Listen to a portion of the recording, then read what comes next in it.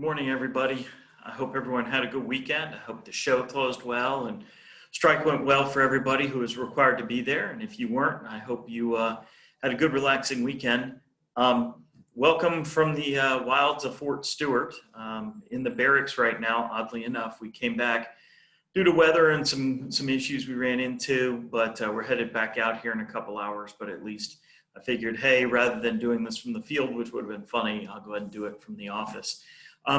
Want to remind you guys as we move through here, this time next week, you'll have a test. The test will be on Greek and Roman theater styles. Please make sure if you haven't had an opportunity because of the play or whatever to read the shows, please, I beg of you, get them read. If you are not one of those people who got to read Cyclops in class, make sure you read it. It is a required element of this section of the class. So it's the Cyclops by Euripides, and it's actually available online for free in a variety of different places. Just make sure, if you find a PDF or whatever, just give it a good read. It is pretty silly and funny. I mean, it is a satyr play, and so you'll get a chance to read that. So today will be lecture. Today is Monday. Well, it's not really. For you, it's Monday. And then you'll be doing the project on Wednesday along with your quiz on the reading on Miles Gloriosus.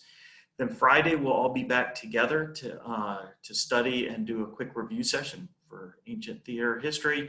And then Monday is that test. All right. So with that being said, what I'm going to do is I'm going to start by sharing my screen here. And we're going to take a look at Roman theater. All right.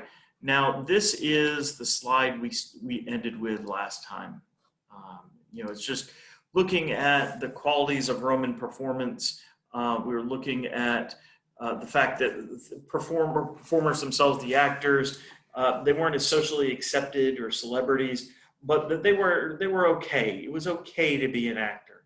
It wasn't looked down on like it would be in the future. Certainly not, at the same level as prostitutes, as will come during England. But at the end of the day, they were just kind of one more job. It was a craft. You were a stonemason, you were a carpenter, you were an actor. The audiences, though, during the shows as we talked were really disrespectful. Remember, we read that thing from Plautus about used up prostitutes. Apparently it was okay for regular prostitutes, just not used up ones. And then we talked about the fact that comedy was performed in theater, the preferred form of theater in Rome, and that satire was illegal. I think we all know how the emperors responded to political satire. You tended to be fed to something, be it lions, alligators, etc. They were very creative when it came to the use of the Colosseum, and actors and playwrights did meet their ends in the Colosseum because they made some senator or the governor angry. Let's look at some of our big names. Let's look at the guys in this case who are our big playwrights. So let's start with the oldest of these, that would be Plautus. Now, in your reading, you remember, all right, the end of the Greeks is Menander. The first Roman is who? Livius Andronicus, that's correct. And remember, he was an actor playwright, but really all he did is straight literally translate the Roman plays from Greece. He just put them in Latin, called it a day. Plautus is actually the first real playwright comedian that we have. In fact, he's one of the few that we do have. We only really have three guys. We have some fragments of some others. We have some pieces of Plautus that people argue, was this Plautus? Was this just someone else who put their name on his work? We just really don't know. It's only 2,000 years ago. We have a hard enough time figuring out what happened, yesterday. But at the end of the day, Plautus is our first big Roman playwright. So it goes Menander, Livius Andronicus, and then Plautus. So Plautus was born sometime around 254 BC. He dies in about 184 BC. Again, don't care about his dates per se, just care about his orders. Please note, he's not too far off of Menander, is he? He's a little after Menander, but not by a ton. He is a comic playwright. Plautus is not writing tragedies. He's not writing satyr plays. He is writing comedies. He models a lot of his work off of Menander. Some of it's direct translations. A lot of it's take the ideas of Menander and just move them over. He did directly copy a lot of Greek plays directly. He just copied them from point A to point B. I don't know if you can hear that. It sure does sound odd. I'm wondering what they're doing out there. So anyway, but he copied Greek plays directly. Now, Plautus is known for his shows being full of gags and slapstick, puns, and lower comedy devices. You know, he's kind of the guy who trips someone with a ladder or a banana peel. That's his shtick, although his statue looks suitably serious and dramatic. Right, see what I did right there. But at the end of the day, it's all shtick comedy. It's trip over the banana peel, you know, try to slap your slave who ducks it, and you slap yourself, or you slap your wife, or you slap your husband, or whatever. But they are directly copied from Greeks. He doesn't really create his own stuff. He more adapts and alters things that came before him. Our first real new guy is named Terence. Notice his bust here. It's a little odd because, I don't know, I look at that guy and he looks like he's in his mid-40s somewhere, maybe even his 50s. However, Terence died very, very young. Notice, you know, 195 to 159. Terence actually dies. He thinks he's got a career laid out before him. He goes to see if he can spread his fame around the Roman Empire, and unfortunately dies almost immediately. He's lost at sea. So, you know, but I think he looks a lot older than he really was in real life. There's a lot of debate about his 159 date. We know, I'm going to back up one slide. Notice Plautus dies in 184 and Terence is born in 195. We know they didn't really overlap, but Terence does talk about Terence does talk about Plautus in some of his plays, but there's a great deal of argument about that 159 date. Know that he does follow Plautus, however. So then you have Terence. Terence does create new scripts. He is a comic playwright, but he's creating brand new stuff. Is he using Menander? Is he using Plautus? Is he using some Greek influence? Well, of course he is. He's still writing Fabulae Palliatae. But at the end of the day, he's trying new stuff. He's trying new shtick, new gags. If you have read Shakespearean comedies, you have read Terence. Now, interesting, I will go back one slide for just a second. Notice it is Terence and Plautus. For those of you who are South Park fans, yes, it is Terence and Philip. That is the joke. All right, that Plautus's English translation, technically be Spanish, would be Philip. So in fact, they are Terence and Philip, the comedians. For those of you who like South Park, you know those are the fart joke gag kind of guys. That is the joke. That was Terence and Plautus, in this case, type humor. Now, Terence tended to be more academic, more intellectual, whereas Plautus would have whipped out a fart joke in a moment.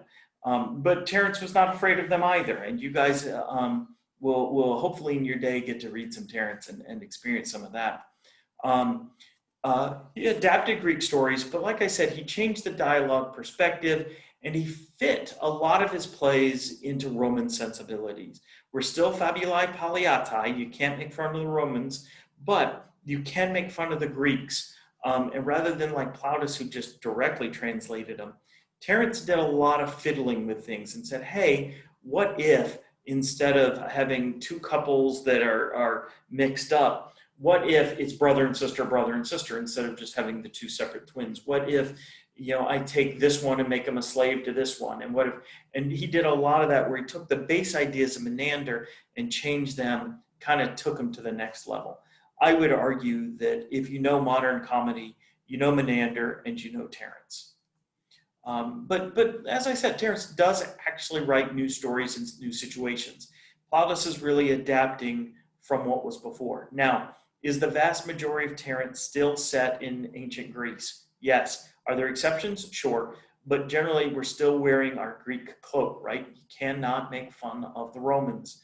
But you can make fun of those darn crazy Greeks, right? You can make fun of those darn crazy Greeks. Now, these are our two comedians.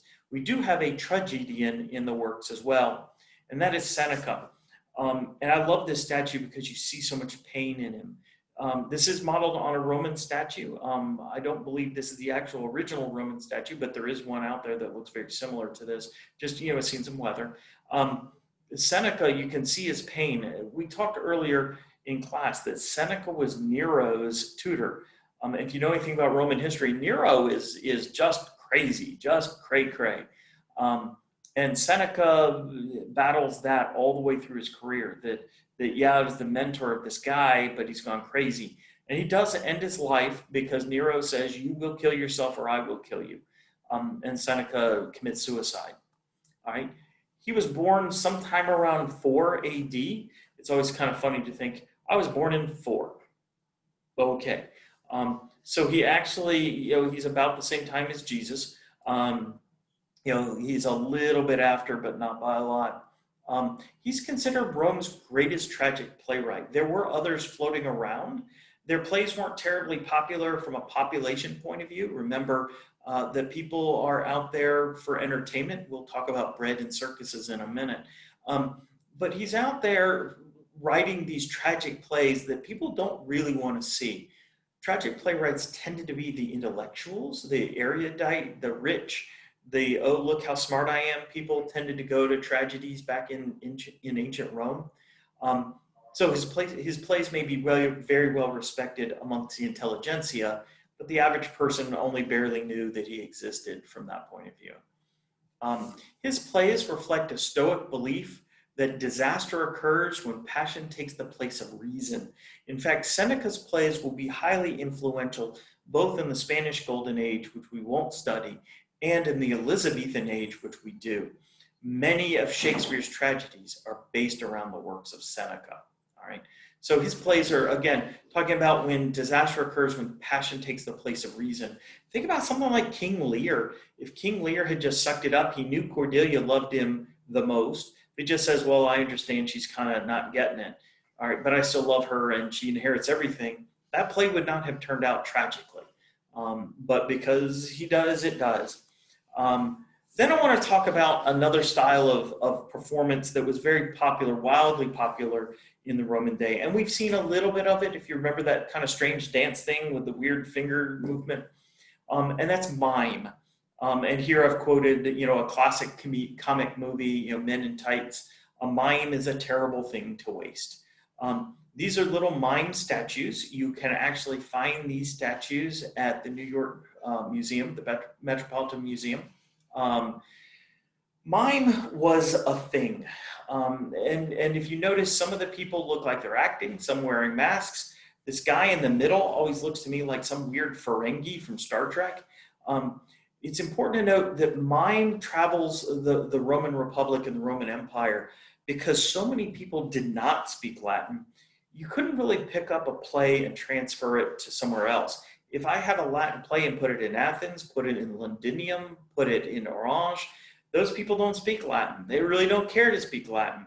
I take it to Egypt, you might have a handful of people speaking Latin down there, but generally they speak Egyptian.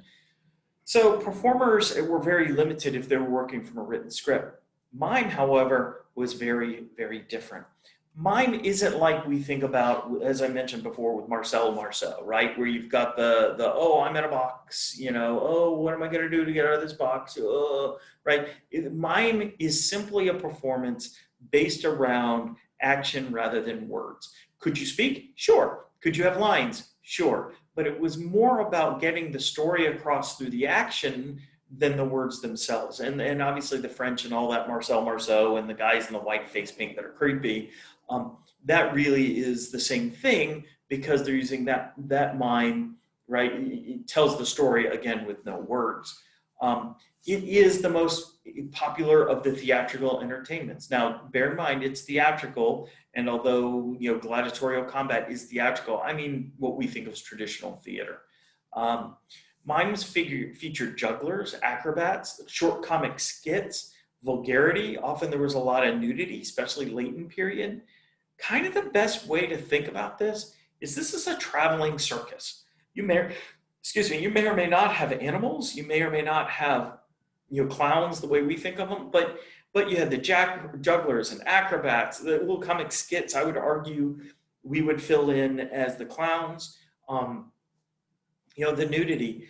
I hate to be this guy, but a lot of Cirque du Soleil, those people are barely clothed, and they're wonderful shows, but some people go for the one and some people go for the other. All right, and It is what it is. Originally, mimes were not performed in silence. They had words, but the actions told the story, so that you could travel countryside where people don't speak Latin, and the fact that you were saying words just didn't matter. So you just eventually they just kind of dropped it, and over time, music began to be underlaying the action itself. And this brings us back in when we hit opera, about underscore and that sort of thing. All right. Mime shifted to silence, as I said, as more emphasis was placed on action and gesture. And this, again, it's massive influxes of language spoken in the empire. Is a trend in American theater right now to start removing some language from our plays, because you've got people who speak Arabic, you've got people who speak English, you've got people who speak Spanish, you've got people who speak French, Korean, the various different Indian languages. And so there's a big push to see what can we do without that language. If I take a buddy of mine who only speaks Spanish and I take him to the circus, we can have the same exact great time, because we're seeing exactly the same show and the words just don't matter. A dude getting a bucket of whitewash poured down his pants is funny in Spanish, it's funny in English, it's funny in French, and we now have clown, right? We now have the clowns. And I don't mean like the It clowns. And for the record, my soldiers told me I should put in a slide of Pennywise in the next slide, just to scare everybody, but I didn't. Or did I? No. So let's look at parts of the Roman theater. All right. So this is the basic Roman theater structure. We've seen this in Orange. We've seen this at the Herodion, and we'll look at some images in a minute. Let me point out the pieces I expect you to know. I do not expect you to know everything up here, okay? We're mostly focused on the pieces that relate all the way through history, where we relate from Roman theater to Greek theater, that pop back up in English and American theaters as we go through, okay? So if this works, I'm gonna try the little highlighter tool. If it doesn't work, well, you're on your own. No, okay, so let's first look at the orchestra, right? The orchestra. All right, the orchestra is a semicircle in ancient Rome, because the orchestra was designed not as a performance area, but as the place where senators and whoever paid for this thing got to sit. All right, the rich, powerful people sat in the orchestra. Remember, as Plautus tells us, the worn-out prostitutes were not allowed in the orchestra. All right, so the orchestra is where the rich people sat during a Roman theater play. Right, obviously it becomes an orchestra pit, but remember, our Greek orchestra is known as a dancing space. That's not true anymore. The acting now happens at the proscenium here, and I've highlighted that, or at least it looks like it is on my screen. The proscenium is where the acting happens. If you notice, it's pro in front of scena, right? And if you notice back here with the three doors, this is the scena itself back here, right? That's the scena. And the proscenium is in front of the scena, go figure, right? So the proscenium is where acting happened. Remember, we saw a thing where they were talking about that this could be up to 100 yards wide, 100 yards wide. How huge is that? And not very deep. They might be 20 feet deep, 30 feet deep. It was all about the width of the space, not the depth of the space, all right? Generally, they had three entrances, as you see here, here, and here, all right? There were three entrances. If you're familiar with Funny Thing Happened on the Way to the Forum, there are three houses, 1, 2, and 3. If you're thinking Miles Gloriosus, 1, 2, and 3. It's important that you understand they did a lot right in front of these three doors. It's how they structured their shows. In the same way as the Greeks put everything in front of a palace, because you have the Scanium, it looks like a palace, right? Trojan Women happens in front of the gates of Troy. Medea happens in front of the palace. Oedipus happens in front of the palace. Agamemnon happens, right? You get the point, okay? If it's what you already have built and it looks great, why mess with it? All right, why mess with it? All right, then you have things called the cavea. And if you see, you've got the summa cavea, the media cavea, the ima cavea. Just call them the cavea for as far as I'm concerned. And the cavea is the seating area. In the Greek theater, it would have been the theatron, but in Roman theater, we call it the cavea. All right, and that's the big seating area. I'm going to draw your attention to a funny area up here called the vomitorium. Why would they call it the vomitorium? Well, you've probably heard the rumor that Romans ate food, went to the bathroom, threw it up so they could eat more. And whether that's true or not, you'll often hear the vomitorium is where that happened. It is not true. Could you throw up in the vomitorium? I guess. But the vomitorium is the exit space from the theater. We, in fact, call ours, if you remember the sides of our stage where you exit the stage into the house, we call those the voms, right? People are calling them the vomitorium. That is not actually accurate. We do have vomitoria, however, if you think about up where our ramp goes up and you have kind of that second tier of seating by the black seats and all of that, those sides that take you to the front glass doors, those would be our vomitoria, all right? So the vomitoria are just the exit spaces from the theater. Why are they called vomitoria? Because when the show ended and 10,000 people flood out of the theater, it looks like the theater's throwing up people. It's throwing up people, all right? Those are the big pieces to learn. Notice they've gotten rid, normally right here, we would have had the parados back in the ancient Greek days. We've gotten rid of that. I will say, can you imagine what your seating would be like over here? It would be terrible. That's a wall right there. You wouldn't be able to see virtually anything. But the tickets were free, and often you went to be seen, being seen, and to have the party, and what was happening on the show is kind of like, can you see the TV screen or not, right? It just doesn't matter. It just doesn't matter. So those are the major parts of a Roman theater I expect you to know. What do I expect you to label for your project? I expect you to label the cavea. You don't need to give me summa, media, or ima, just cavea. I want to know where the vomitoria are or were. I want you to label the orchestra, and I want you to label the proscenium.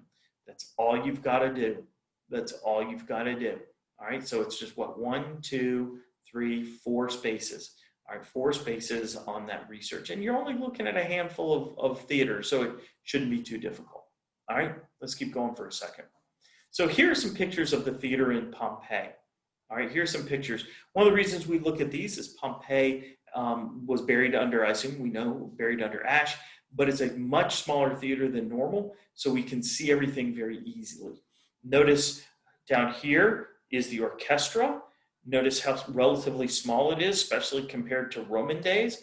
Normally the Roman senator who paid for it or the Roman wealthy person who paid for it sat down here. Notice the proscenium here. All right, you can even see where the Escena building would have been, but it's ruins. You can see it a little better in this top picture here.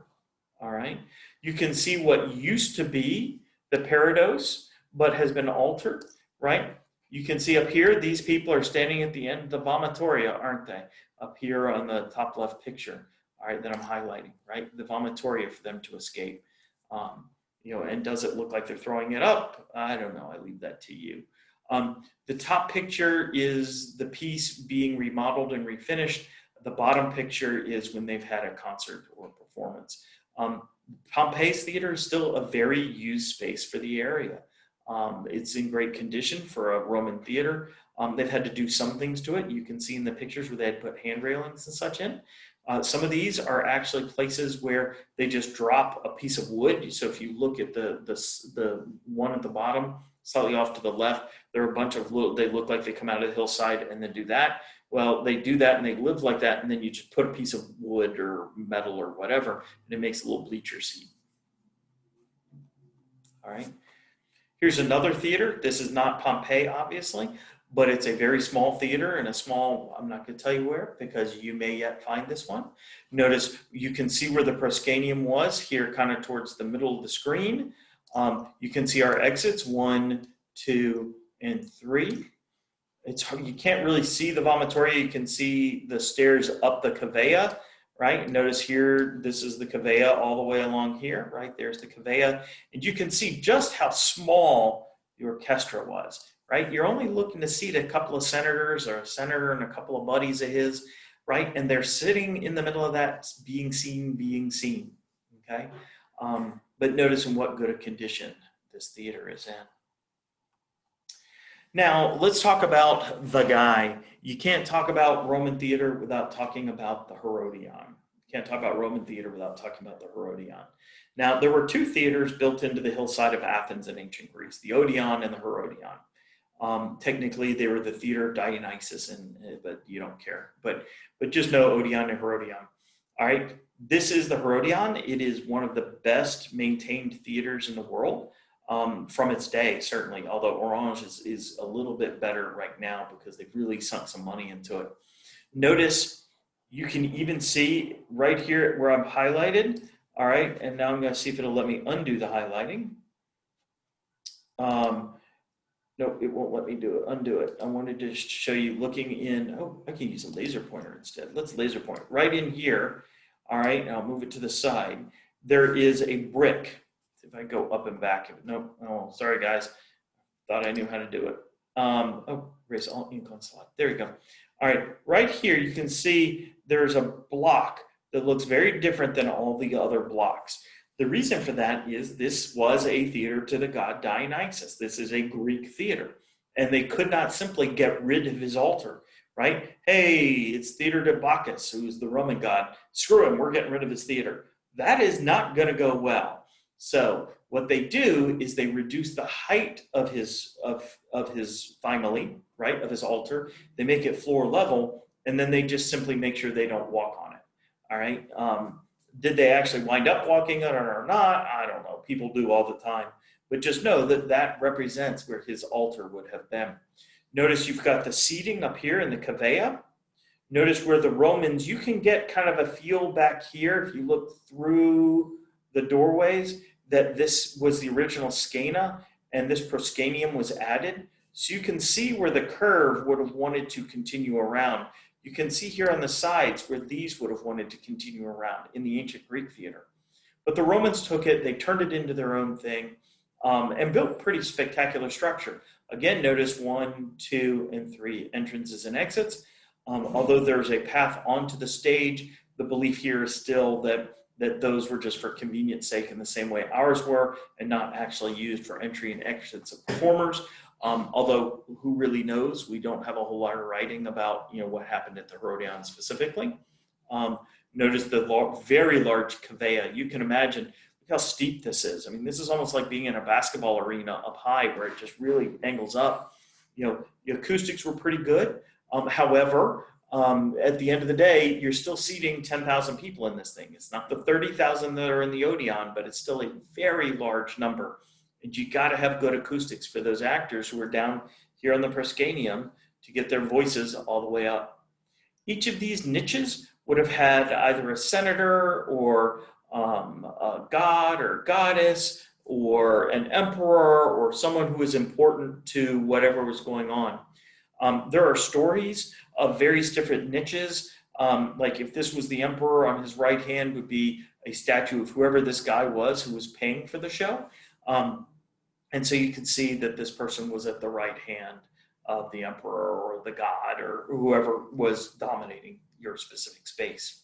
So it's a pretty elaborate stage. And lest you think the Herodion is not still an active space, how about this? Welcome, ladies and gentlemen, to U2 Plays Herodion. Okay? Notice how elaborate they've gone. I love putting these moving lights and these gobos shining up, right? It looks like a modern space. It's amazing what they can do. They have had to limit rock concerts, as you can imagine, from the Herodion. They used to do them a lot. They've had to limit it. They were finding some vibration damage to the brick. But there's been a lot of money for renovation into the Herodion. I do want to draw your attention to this little door up here. I'm going to go back 1 second. Notice it's right here.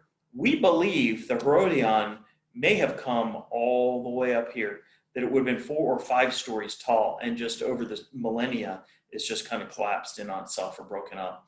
We had talked that the early Christian church stole a lot of the marble from these places, stole a lot of the stone. Certainly something that could have happened.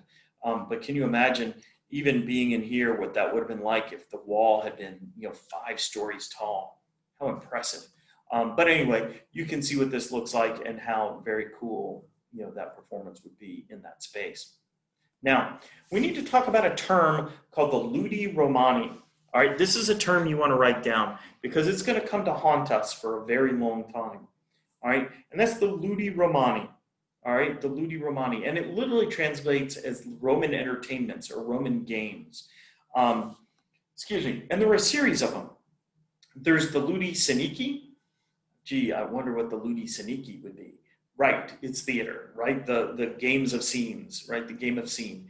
And no, it's not like Shticks and Giggles, it's just plays, right? Any theater was a Ludi Synecdoche.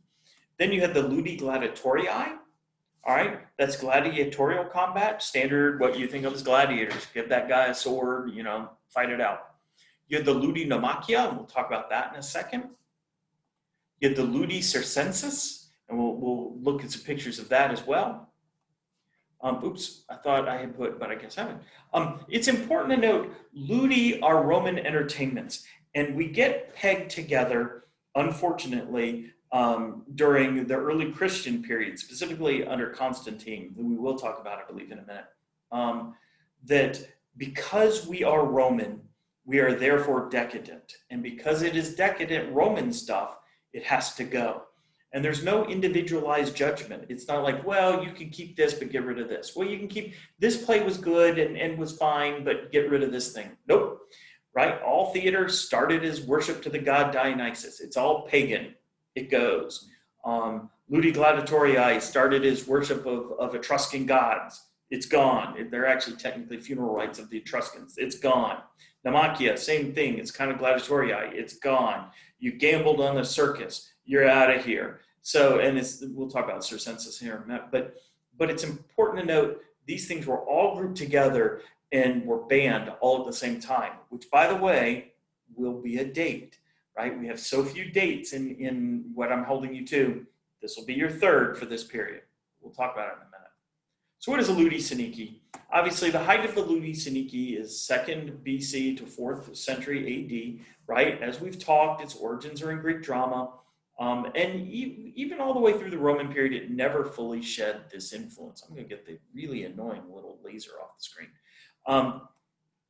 Tragedy, we talked earlier, our guy is Seneca, our comedies are Terence and Plautus. All right, this is just so that when you write down what is the Ludi Synecdoche and you write down theater, you know it's Roman theater. All right, you've seen all of this before. Remember, 2nd century BC is when Plautus and Terence are starting. 4th century is about the end of the Roman Empire itself. We see a shift away from paganism and to Christianity, and we see a big shift to the Eastern Empire. All right. Ludi Gladiatorii are gladiatorial combats. Are they theatrical? Yes. Are they doer space witness? Yes. Are they plays? There's a lot of debate about that. Are some of them straight up fights? Yes. Are some of them straight up plays that are kind of fights? Yes. The Emperor Caligula used to fight gladiatorial games in his own Colosseum, and he would fight slaves who'd been drugged, and he'd say certain lines at certain times, and the tamers would make his slaves do certain things, and then he would kill the slave as entertainment, I guess.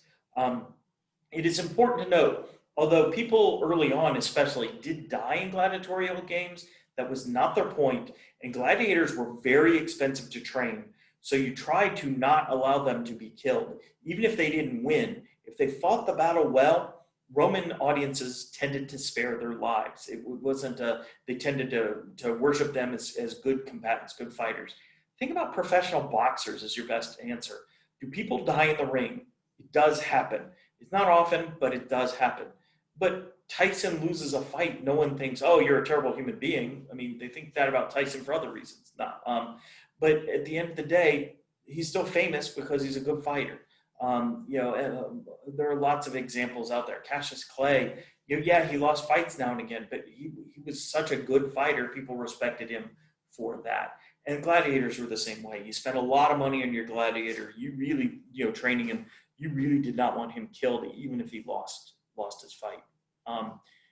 Interesting little side note. I don't know if you guys know this. If you watch movies, when they do this, it means kill them. And when it means this, they get to live. It actually is backwards. This means bury your sword in the sand. And this means stab him. Don't ask me why film switched it around. I don't have any idea. But you always see in the movies, oh, kill the gladiator. Well, that would have meant he gets to live. So anyway, that wasn't really a huge thing until very late in the Republic, early imperial period anyway. All right. Then you have Ludi Namachia. Oh, I want to say one other thing about this image. These are actual gladiators, and we actually know their names. Yes, that guy's name is Rodan. And if you're thinking, wait, isn't that the same name as, yeah, it is, give it up. But we actually know the names of a lot of the gladiators because they were so famous. Then we have the Ludi Namachia, and we talked about Ludi Namachia, and we talked about the damage the Romans did to the Odeon and putting up, remember those walls around the seating area? And I said, they'd flood them and do naval battles. Here's an example of one that they believe would have been done in the Campus Mars. Obviously, this drawing is from 1800s. But you can see that I wasn't being facetious. They'd flood the place. They would fill it with boats. They'd have sea battles, and people would come out and watch the sea battles. How cool is that? I love the little guys over here trying to swim for their lives. That there was a lot of debate, if they could swim for their lives and they got away, were they freed or I don't know.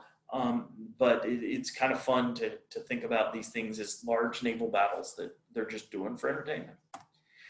Then we have the Ludi Circenses. And I always ask, what do you think Ludi Circenses is? And people invariably think the circus. And you're right, but not our circus. This is a Ludi Circenses. Ludi Circenses is actually chariot and horse racing. All right, it is done in a circus. What we think of as, the three round things isn't what it is. It would have been a long cylindrical shape, looked like a cigar sort of, where you'd race all the way down, then you have a really tight turn, and then you'd race all the way back, and you do a really tight turn. If you watch Ben-Hur, especially the original Ben-Hur, you will see a race at the Circenses. This was by far the most popular entertainment in Rome. It wasn't gladiatorial things, it was the Ludi Circenses. All right, this brings me to a concept you need to know called bread and circuses. Bread and circuses is what MREs will do to you when you eat them for 2 days. Bread and circuses. I'm assuming everyone's writing it down. Bread and circuses. So the Roman aristocracy believed all they had to do to keep Romans happy was bread and circuses. Give them food and give them entertainment, and the Roman citizens will do anything you want them to do. If they started to get unruly, you threw a party. People went, woohoo, I'm going to eat well. The emperor's paying for this. Go, emperor. And they were back on your side. And there's a lot of evidence in period. As long as you're entertained and fed, you will do whatever the leadership tells you to do. All right. And so that's a concept that comes out of Rome, but it's called bread and circuses. All right. The end of the Ludi. The Ludi do, in fact, die out. All right. All theatrical events are banned by the church when Rome becomes Christianized. Once Rome becomes a fully Christian state, it just has to stop. Remember, we talked that Greek theater is to the god Dionysus. It's pagan by definition. A lot of oppressed cultures, when they're oppressed and then become in charge, swing for the fences. Either any little thing they didn't like or any little thing that they feel they now have the power to stop, they take a swing at. And it's human nature. We saw things happen one way when we were the oppressed, and now we're not the oppressed. Let's take a shot at it. And, welcome to being human. It's kind of what we do. All right. The two people I blame most for this, and are blamed most of this by theater historians generally, are St. Augustine and the Emperor Constantine. St. Augustine wrote a book called The Confessions of St. Augustine, where he wrote about going to gladiatorial combats when he was young. And that gladiatorial combats and the theater led him to a sinful life. And because of that, they were evil. Well, when the Emperor Constantine becomes the Emperor of Rome and makes Rome a Christian state, he uses Augustine's Confessions as his model for what do we need to stop and what do we need to continue. All right, so it's St. Augustine's fault. Jerk. No, not really. He was a good guy, but and we talked about things that he hated. He hated gladiatorial combats. He felt it was wasteful to have these big naval battles in the flooded Colosseums. The real life theatricals we talked about, where during a tragedy, you might have a slave hauled out and it's a stunt double who's been drugged, who's then, let's picture Hamlet, right? Done in period. I mean, obviously it's not a Roman play, but you get my point, that Hamlet has his death scene. Well, what if I kill a slave and the slave dies during the death scene? Well, it's even more realistic. And needless to say, the church really hated that sort of thing because they'd been the recipients of a lot of it. The lions need feeding, go find some Christians. And so because of that, there was a lot of pushback from them. They were determined to be decadent, violent, and immoral. And because of that, they had to be stopped. Now, here's your date, 325 AD, the Council of Nicaea or the Council of Nicaea, depending on who you hear pronounce it. We don't really know. The Latin accent is, no one's spoken Roman Latin in 2,000 years, and even Latin itself had been adapted so far before it stopped being spoken in the 1960s. It's hard to tell. But Council of Nicaea or Council of Nicaea 325. That's when Emperor Constantine puts all these fathers, they're called prelates, but of the church together, and he says, hey, everyone here has a different book of the Bible. Everyone here has a different edition of Matthew. Everyone here has different beliefs. What we need to do is lock this thing down. What do we say is Christian? What do we say is not Christian? What are the rules for Christianity? How do we make this work in my empire? And in 325, Roman ludi are banished, and they are, in theory, outlawed and stopped. With that being said, you can't really outlaw people's entertainment. Big Colosseum battles are stopped. Naval battles in the Colosseum are definitely stopped. Theater in a large structured space, that stopped. Even those spaces, a lot of them were just torn down because now it's just a big empty building. Some were kept because they made very nice spaces to have announcements and that sort of thing. Interesting, the circenses were not banished, even though gambling on them was, because the council tried to get rid of horse racing, and it was so wildly popular, they kind of backed off and said, you know what? We're not going to win this one, so we've got to win the other one, so we'll let you keep this one. All right, so Council of Nicaea, 325, right? Council of Nicaea, 325. So for this period, we have the first theater, right, first play with Thespis. We have Pompey Magnus's construction of the first permanent theater in Rome, Council of Nicaea, 325. All right. Now, lest you think these things have gone away entirely, even today in modern America, we have Ludi Gladiatorii. Welcome to the WWE. I know that wherever he is watching this, DC is having a woohoo moment. Have at it, buddy. Because it is a gladiatorii. Is it scripted? Is it not? I don't want to get in the middle of that fight. My argument here is even pro boxing, WWE, UCF, UFC, Battle of Nations, which I do, all of these things are still Ludi Gladiatorii. Do people die in them? Very rarely. Does it ever happen? Sure, especially in UFC out in Russia. They have people die out there once in a while. But that's not the point. The point is the fight itself, the boxing, watching the two fighters. And it's not just about them beating the heck out of each other, although, certainly there are people who enjoy that, but it's also about the art of the combat form. Same thing's going on here, all right? We also, by ticket sales, have the most popular form of theatrical event, not this, which is a play, arguably, but theatrical event in the United States. Now, not during COVID, but before COVID, we had our own Ludi Circenses. And before you think, well, John, yeah, it's true, we have the Kentucky Derby, but we don't really have horse racing anymore. Really? We don't? And it's important to note, do people go to these sorts of car races just looking for people to drive in circles real fast? Or are they looking for this? They're looking for the car wreck, aren't they? And the same thing held true in the Ludi Circenses in the Roman day. Yeah, they were looking for cool racing and who's fastest, but let's be honest, they were waiting for the car wreck. And if no one wrecked the entire time, during, a chariot race, none of the chariots flipped or anything like that. It was like, it was an okay race, but, Septimus Maximus won, but meh.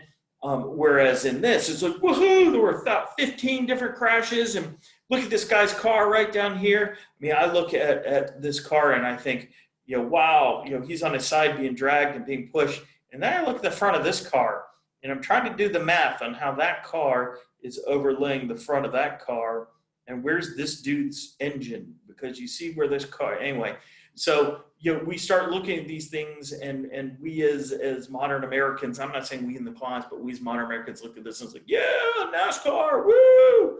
And the less Europeans get all high and mighty, right? They have Formula One, they do the same. Grand Prix is international. Baja are popular in the or in the far west and in South America, and everyone has their own version of racing.